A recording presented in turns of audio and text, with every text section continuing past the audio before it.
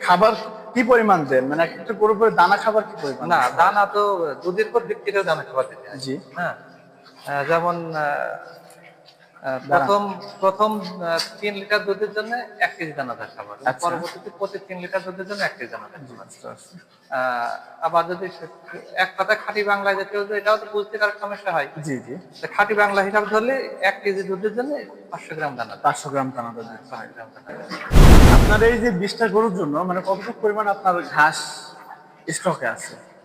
আহ, মানে রোপণ করা আছে আরকি। এরকম আমার এই ২০টা গরুর জন্য আমার ৩ বিঘা জমি ঘাস আছে। ৩ বিঘা জমি হ্যাঁ, ঘাস তিন আছে। ৩ বিঘা। বিঘা জমির আপনার মনে হয় যে ৩ বিঘা জমিতে ঘাসটা মানে সম্পূর্ণভাবে হবে ২০ টা গরুর এমন? হ্যাঁ, ৩ বিঘা জমিতে আমার ঘাস হয়ে যায়। তবে অল্প পরিমাণ কিছু ঘাস শীতকাল এবং বর্ষাকালে চিন্তা অল্প করছে কিছু ঘাস। বর্তমানে তো যেহেতু এখন অতিরিক্ত পরিমাণ বর্ষা, তো এখন মানে কোন রোগগুলাতে সর্বোচ্চ বেশি আক্রমণ করতে পারে? বর্ষায় বিশেষ করে এই সময় যেহেতু এটা বর্ষাকাল, এই সময় জি, মশার তো উপদ্রব জি, বেশি। জি, জি। মশার কারণে এই সময় এলএসডি নামক, যেটাকে আমরা গ্রাম্য ভাষায় পক্স বলা হয়। পক্স বলা হয়। হ্যাঁ, ওই এলএসডিটা বেশি হয়।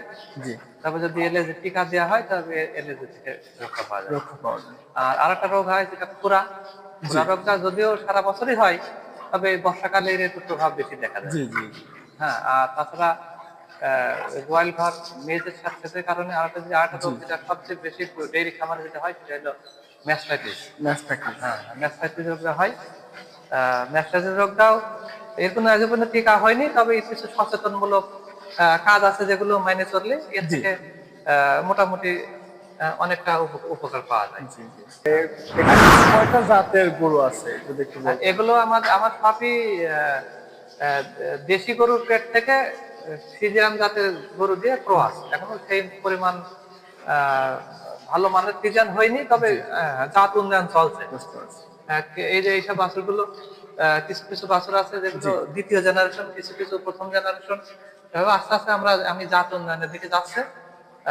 পরবর্তী যে আস্তে আস্তে এই দুধ এবং দুধ মাংস এবং সবকিছু আস্তে আস্তে বৃদ্ধি পাবে। বুঝতে পারছি। হ্যাঁ, গরু পালার ক্ষেত্রে এখানে কোনো ভাইরাস বা কোনো ধরনের ব্যাকটেরিয়াতে আক্রমণ করে কিনা? হ্যাঁ, হ্যাঁ, গরুতে ভাইরাস এটা একটু ব্যাকটেরিয়া তো এলএসডি, এফএমডি, এগুলো অ্যানথ্রাক্স, এগুলো সবই তো ভাইরাস জনিত ভাইরাস জনিত রোগ। সমস্যা। এবং গরু যে আহ, ইয়ে হয়, যে যে ডেইরির জন্য যে সবচেয়ে ভয়ঙ্কর রোগ, সেটা হলো ম্যাস্টাইটিস। এটা ম্যাস্টাইটিস। ব্যাকটেরিয়া জনিত রোগ। জি, জি, হ্যাঁ, এটা একটা ছোট গল্প বলি।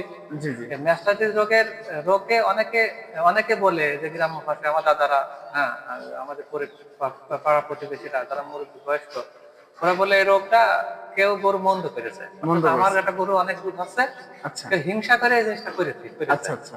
তো এটা আমরা ছোটবেলায় জানতাম, মনে করতাম, কিন্তু এখন দেখছি না, এটা কোনো হিংসা না, এটা সম্পূর্ণ একটা ব্যাকটেরিয়া জনিত রোগ। জি, জি, জি, এটা খামারের দুর্বলতার কারণেই এই রোগগুলো হয়। বুঝতে হ্যাঁ, পারছি। খামারের অসচেতনতা, যে খামার সচেতন না, সেসব খামারই হয়। তবে যারা সচেতন তাদেরও যে একেবারে হয় না তা না, তাদের কম হয়। আচ্ছা, হ্যাঁ, এই এমনটা রোগ, এই রোগ থেকে বাঁচা খুবই দৃঢ়, যেহেতু এর এখনো টিকা আবিষ্কার হয়নি। জি, জি, তবে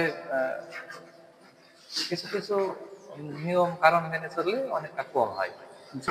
বিষয় মানে আপনাদের এখানে সাইলেজের প্রযুক্তিটা আছে কিনা? মানে সাইলেজ হ্যাঁ, এখানে সাইলেজের প্রযুক্তি আছে। সাইলেজ আমার সরকারি ভাবে, সাইলেজ আমাকে কিভাবে করতে হবে ওটা আমাকে প্রশিক্ষণ দিয়ে গেছে, জি, এবং জি, কিছু আনুষঙ্গিক কিছু তারা উপকরণ, জি, জি। সাইলেন্স উপকরণ, যেমন পলিথিন, ড্রাম, চিটাগুড,